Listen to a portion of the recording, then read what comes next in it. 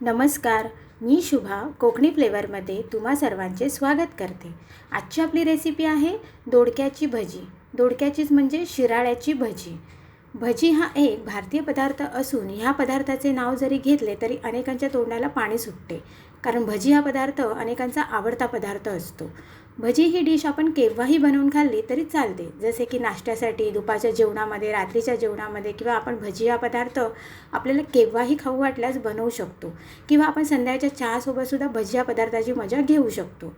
भजी हा पदार्थ घरी बनवण्यासाठी खूप सोपा आहे आणि कमी वेळेमध्ये आणि कमी साहित्यामध्येच, म्हणजेच घरामध्ये उपलब्ध असलेल्या साहित्यापासून बनवता येतो. भजी वेगवेगळ्या प्रकारे बनवू शकतो, जसे की साधी भजी आहे, कांदा भजी, मिरची भजी, बटाटा भजी, असे वेगवेगळ्या प्रकारच्या भज्या आपण बनवू शकतो. परंतु ज्या भाज्या कधी खाल्ल्या जात नाहीत, ज्या भाज्या खाण्यासाठी आपल्याला खूप कंटाळा येतो, तर अशीच एक भाजी आहे दोडक्याची भाजी. तर दोडक्याची भाजी साधारण कधी खाल्ली जात नाही. आपण त्याचा सगळेजणच कंटाळा करतात, लहानांपासून मोठ्यांपर्यंत सगळेजण त्याचा कंटाळा करतात. म्हणून त्याच्यामध्ये काय व्हेरिएशन आणायचं, तर त्याची आपण बनवणार आहोत आज भजी. तर ती भजी कशी बनवायची, चला तर मग पाहून घेऊया. त्यासाठी लागणारं साहित्य आणि कशी बनवायची ते. आजची रेसिपी आहे शिराळ्याची भजी. शिराळा, घोसाळा त्याची भजी. शिराळ्याच्या मी साली काढून घेतल्यात आणि मी अशा त्रिकोणी अशा कापल्या आहेत, म्हणजे जसं आपलं केळं असतं ना त्या पद्धतीने. जर केळ्यासारखीच होती ही. जर मी ते गोल गोल कापले असते तर त्याचे छोटे छोटे पीस आले असते, म्हणून मी हे अशा पद्धतीने कापून घेतल्यात आणि मी ते पाण्यामध्ये घालून ठेवल्यात, कारण की ते काळे पडायला नको म्हणून मी हे असे पाण्यामध्ये घालून ठेवलेत. इकडे मी काही नाही घेतलं, जास्त चण्याचं पीठ घेतलं आहे. चण्याच्या पिठामध्ये हळद, हे लाल मिरची पावडर घातली आहे आणि मीठ घातलं आहे. बाकी यामध्ये काहीच नाही घातलं आहे. आता आपण पाणी घालून हे आपण मिक्स करून घेणार आहोत पीठ, आणि मग ह्याच्यातून आपण भजी काढायची आहे. आणि त्यामध्ये थोडासा घातला तर मी ओवा घालणार आहे. थोडं थोडं पाणी घालून मी हे मिक्स करून घेते पीठ. जरा जाडसरच ठेवायचं आहे, जास्त पण पातळ नाही करायचं आहे.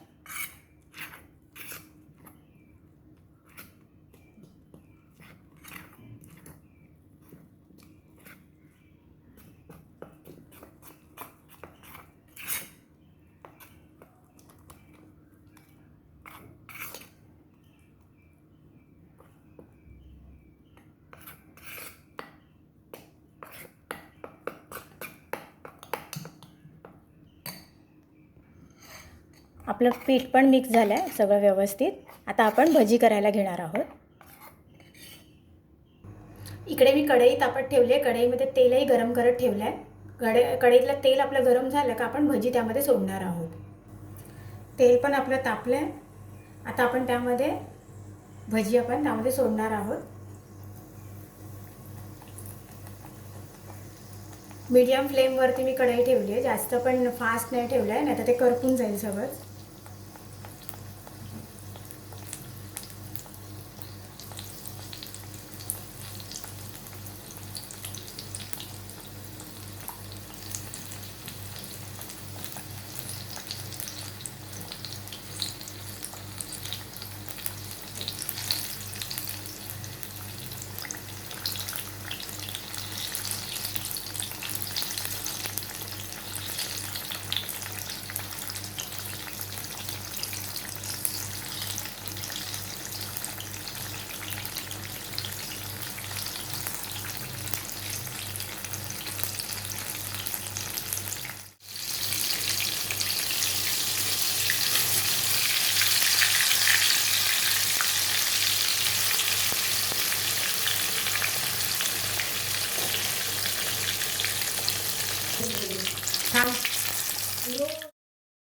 पाहिलंत मंडळी, आपली शिराळ्याची, दोडक्याची कुरकुरीत आणि खमंग अशी गरमागरम भजी तयार झाली आहे. शिराळी किंवा दोडके पावसाळ्यात मोठ्या प्रमाणावर बाजारात येतात. या मोसमात अगदी छान चव असते या भाजीला.